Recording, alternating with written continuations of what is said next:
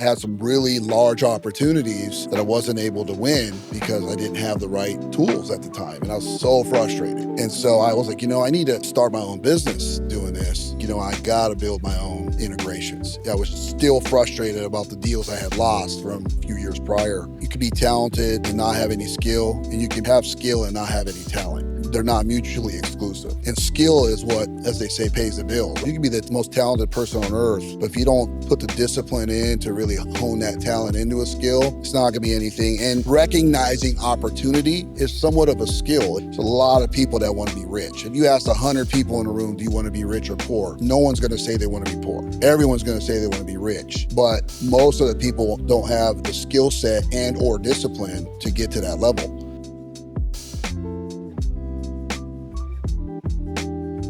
All right, I am joined today on Behind the Success with Perryn Holtrop, and I know that you have had an amazing career in payments. You are currently the CEO of PayNation, but I want to understand how you, got into this industry, where you grew up. Tell me a little bit about your backstory, because nobody just wakes up and understands this wild world of payments that we're living in. So how did we get to sitting right here, right now? Well, it's a long story. I don't know if we could do it in 20 minutes, but both my parents are foreigners. My dad was from Holland, passed away when I was 3. My mom's from the Caribbean, Dutch owned island, Curacao. And so I was first generation American, and always was ambitious, was that kid that was selling candy bars door to door. It was like the #1 candy bar seller. I went to private school like 4 years in a row. I was that kid. Entrepreneurial Always, from the start. always trying to make a dollar, just whatever. And over the years, just did different businesses, mowed lawns, did all that kinds of stuff. Was a pretty good student, but never really studied. I was one of those kids that just had photographic memory. And then I got older. When I went to college, dropped out, and I started my first business. I owned a car alarm business. And where were you located during this So time? I grew up in California, Southern California. So I was born in Carson, California, LA County. Moved around a lot as a kid after my dad passed away, but pretty much Southern California is where I lived my whole life. Traveled a lot back, to Europe and to the Caribbean, as a young kid. My mom was a teacher. So, I am an artist as well. So I got exposed to a lot of culture and a lot of stuff growing up as a kid. And I actually, all my family is Dutch. Even my mom being from a Dutch owned island. So I spoke Dutch before I spoke English. Wow. I just don't speak Dutch too much anymore. So I'm kind of rusty. So growing up as a kid, I got exposed to a lot of culture. And so, I don't have, still to this day, don't have any cousins or any family that live in the U.S. So, I was kind of and then my mom got remarried. So I had a brother and sister from a different relationship, but, we weren't cut from the same cloth. They were, different. We were different. They had their dad. I didn't. Obviously, my dad passed. So I was always that kid that was always hustling. I was always out there, doing something, always the top sales guy in school and so forth. And then, as I said, when I graduated high school, I went to junior college for a year, didn't like it. And then I went to one of those technology schools where I was going to be like electronic engineering. I always kind of liked tech, kind of always had my hands in some kind of tech stuff or taking stuff apart, and I was one of those kind of kids. I was always really curious. And then when I was 19, I started a car alarm business. So I used to install car alarms in cars and stereos and stuff like that, and started at my house and just was, just tinkering around with it and got really good at it. And during the time, this is probably, maybe early 90s, there was a lot of car stereo systems and car alarms, and everybody was doing it. It was one of those businesses where everyone was doing it. So I found a way to create a niche for myself. So I focused just on car alarms, and I built a pretty good business. Ended up having a couple trucks, a couple guys working for me. I was a 20-year-old kid, making Amazing. 6 figures, living in my mom's house still. Had no idea, no concept of what I was doing. I was just doing what I was doing.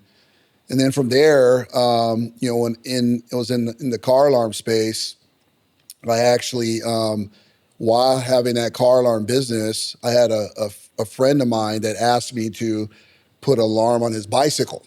He actually had a really expensive bicycle at the time.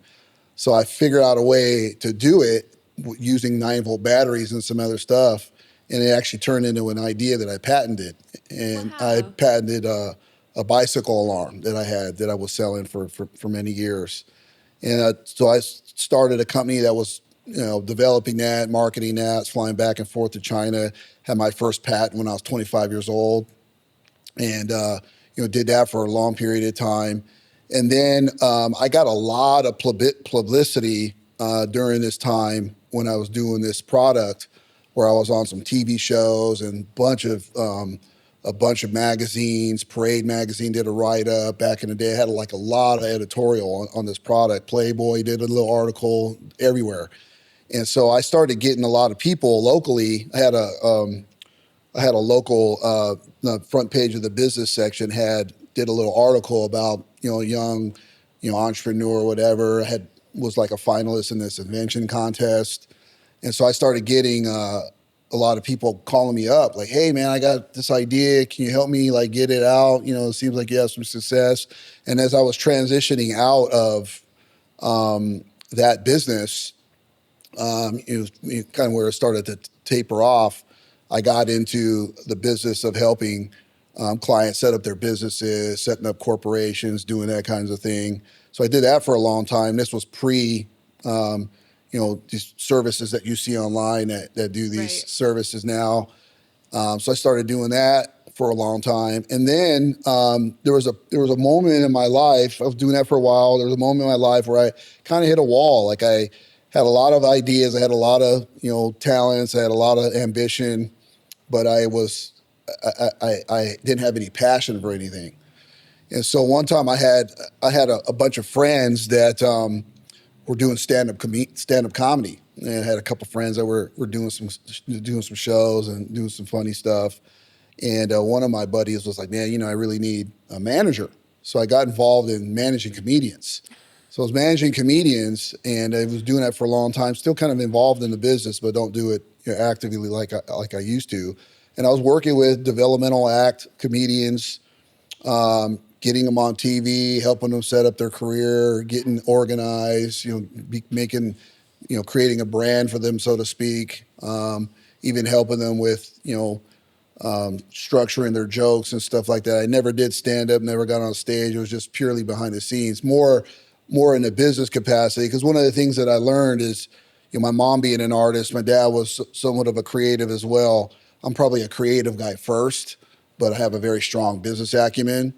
So kind of like that dual brain scenario where I can be creative, but I can also see through the business side of things, where in that space, particularly in comedy, a lot of the people that are good comedians aren't necessarily good Great business business people. people. Do you have any famous stories of comedians No, we might know? the only cool, I have a lot of cool stories, but one of the cooler stories was I actually had lunch with Dave Chappelle one time. I was in Montreal for a big comedy festival that they had there, and I was there with another buddy of mine, and we were walking to go get something to eat, and Dave Chappelle and his team was like, "Hey, we're going to eat too," and had lunch with him and a few other famous people. He's definitely somebody who's got the right team in Yeah, place for making money and being a yeah, comedian. I never did any business with him. I seen him again some years after, and he kind of remembered me, but it's not like we're friends, Yeah, yeah, but yeah. That's awesome. but pretty cool. But yeah, so I was in the comedy business, not making a ton of money. Was promoting some shows, doing some stuff, and a buddy of mine was working for a payments company that also did payroll, a company called Heartland, who is now owned by Global Payments. And he was like, "Hey man, I'm doing payroll over here. You should think about maybe doing credit card." And I was like, "Well, how does it work?" He's like, "Oh, I knew a little bit about credit card, but not a whole lot." But I was more interested in the residual piece because at the time I was like, I really want to build this business in comedy and really manage some the next big star, and being a comedy manager, it was just a sexy industry. Not a lot of money in it unless you hit it big. Right. So I was really looking for a way where I can do some business on the side, so to speak, and build my residual up enough that it was able to afford my ability to continue grinding the comedy circuit. And so I started working there, and had some few other jobs before that, but I never really had a real job. I was always doing my own thing. I was always Right. relatively successful at it for one purpose or another. I had some down times like everyone else. So I certainly don't want to make it sound like I was always doing well, because there was times I wasn't. But you got into the payments industry, and because my background with my inventions and the stuff that I did, I was around a lot of manufacturers and a lot of distributors and stuff during that time. So I had a lot of connections there. And so, I was trying to do payments while I was doing comedy, and it just didn't work. And it was like, it was doing okay, but it was kind of half-hearted. It wasn't good. I tell people all the time, payments, you can't be a side hustle. You won't Absolutely. be successful in it if it's a side hustle. Well, And it's it too was difficult. I mean, too you difficult can't, it's so hard to learn it, first of all, but you have to go all in. for sure. The smartest entrepreneurs don't just create businesses, they create content that scales them. At PS Studios, we work with high-level entrepreneurs and creators across the country. Some fly in every month to shoot with us in sunny Scottsdale. Others send us their raw footage and we turn it into scroll-stopping, authority-building content. From filming to editing to distribution, we handle it all. Done for you. Turnkey content that grows your audience, elevates your brand, and keeps you top of mind. Leaders don't wait, they create. Schedule your call today.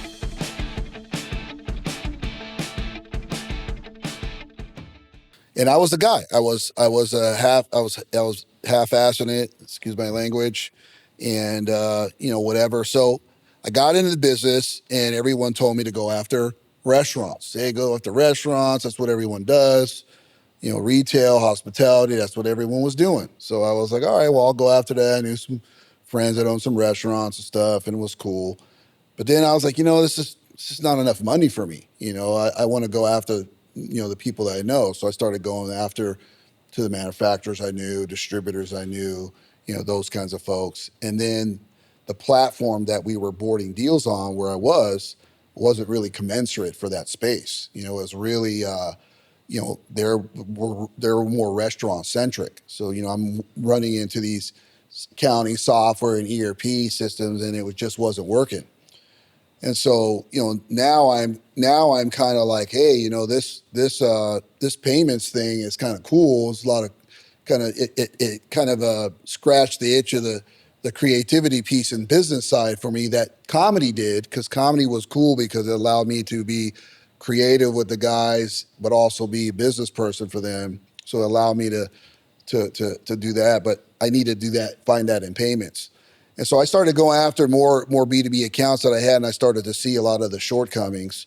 So I ended up leaving the company I was at, went to another company. It was a little bit more, they had a little bit more tools for the kinds of accounts I was going after.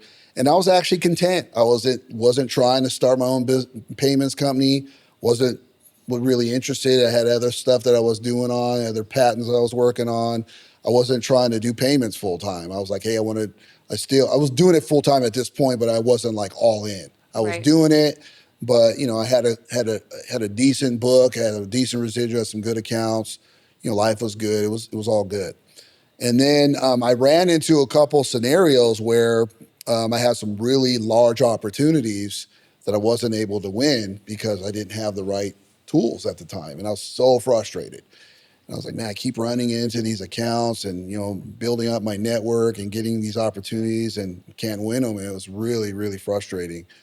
And so I was like, I need to start my own business doing this. I just don't know if I wasn't still at that point. I wasn't 100% sold on payments. I liked it. It was a good industry. I made some good money, but I didn't consider myself a payments expert at this point. And then 2020 happened. COVID happened. And this is when, I'm kind of giving you the fast version of it. It's obviously a lot of other things that happened in between there, but 2020 happened and everybody was nervous with COVID. I wasn't. I was one of those guys like, this I just wasn't nervous. And so I used everyone's fear, if you want to call it that, to negotiate myself a really good deal to start my own ISO at the time. So I started my company in June of 2020, the middle of the pandemic, when everybody was scared. Nobody wanted to accept cash. Nobody wanted to take checks. Credit card was the way to go. So I had hockey stick growth in like the first 2 years, was just killing it.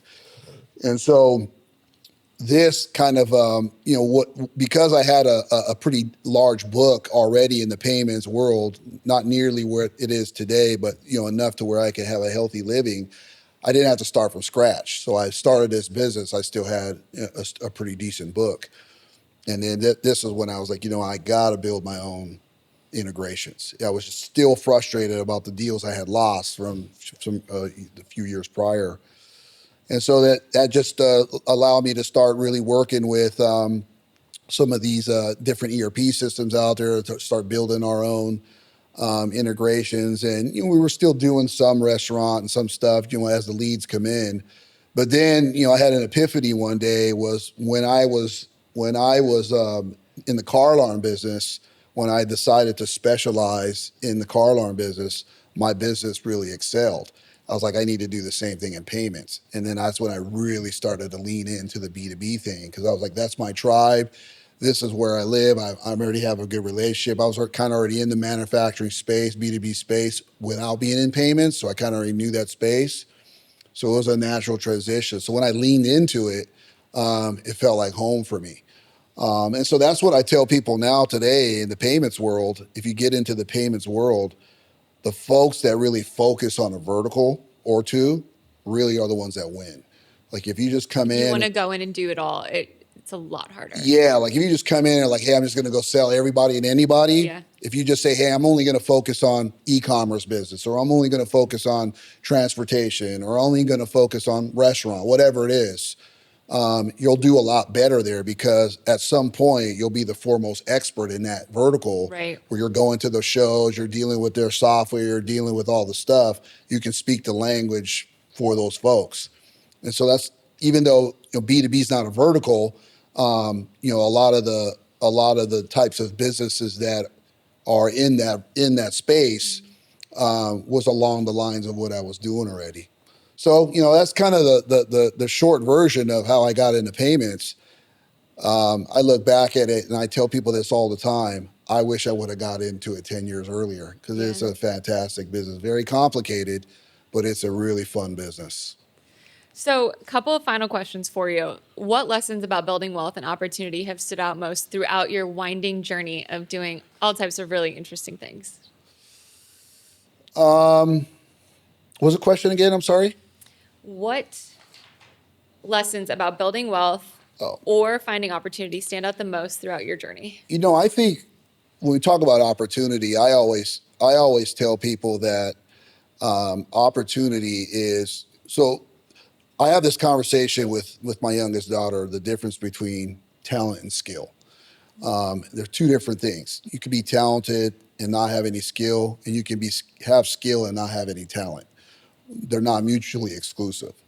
And skill is what, as they say, pays the bills, right? Skills pays the bills. You can be the most talented person on earth, but if you don't put the discipline in to really hone that talent into a skill, it's not going to be anything. And recognizing opportunity is somewhat of a skill. If you can be in a situation where you hear or you're around some people or talking to some people, are like, hey, that could be a good business opportunity or whatever, you got to be able to have the wherewithal to say, hey, this is a good opportunity. So I think in business, it's really recognizing opportunity, but more important, having enough skill set to be able to tap into that opportunity, right? So a lot of people that want to be rich. If you ask 100 people in a room, do you want to be rich or poor? No one's going to say they want to be poor. True. Everyone's going to say they want to be rich.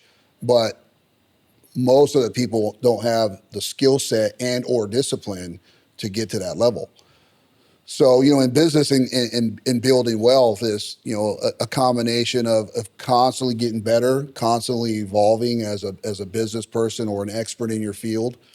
And then, being able to be in a position to where when you recognize that opportunity, you have the ability to jump on. Because we all have been in rooms where there's some cool opportunities and it sounds amazing, but I don't know anything about this particular subject matter that you guys are making money in. So what makes me think that I can? Yeah, like I remember there was a drop shipping phase on Right. Amazon, and everybody was like, I'm going to become an Amazon drop shipper. But Exactly. most people had zero experience in e-coms, zero experience selling anything on Amazon. Exactly. But their friend had made 20 grand last month doing it. And so they all jumped on. And then the way that that all functioned changed a year later. Right. And all these drop shipping businesses and people were Right. just absolutely out. And the new one is podcasting. Everyone, Everybody's got a podcast now. everybody has a podcast. Yeah. And it's like, if you don't really have anything to talk about that's cool, or you're just not a personality, a lot of these podcasters that you see out there are people that have been grinding it for years,